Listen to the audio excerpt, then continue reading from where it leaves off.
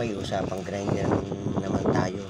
Sa akin kasing karanasan, kapag ka ang grinder ko papatay-patay na, hindi ko na pinapaabot na masira yung carbon, yung maputol. So pinapalitan ko na kaagad. Ito yung palatandaan ko na yung carbon maigsi na, yan, nakalubog na siya. So at saka papatay-patay na. Ngayon, ang nangyari nung ginamit ko ito, nawala na talaga yung power niya, hindi na siya umandar. So papalitan ko na agad siya, hindi na ako naghihintay na ibig sabihin umabot siya na durog, yun, maigsi na. So papalitan ko na agad ng bago siya para hindi na siya tumirik habang ako ay nasa labanan ng pag-grinder. Madali lang itong unit na ito na palitan lang yung carbon kasi nasa labas siya at dito lang ipihit lang. Ayan,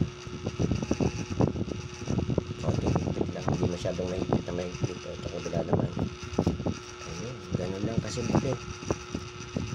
Kapag bumibili kasi ng carbon, kinakailangan kung ano yung inyong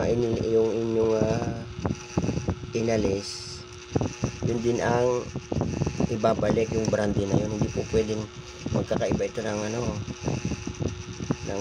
brand. Kinakailangan ito rin ang ilalagay, hindi yung pagsobra inikis-kis, hindi yun, dapat ito rin. Madali naman kasi hanapin ito itong ganitong dahan-dahan.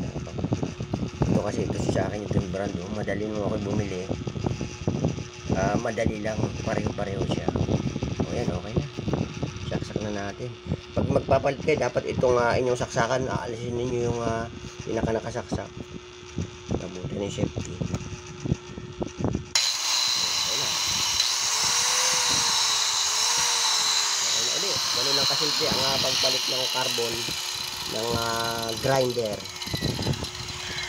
Okay.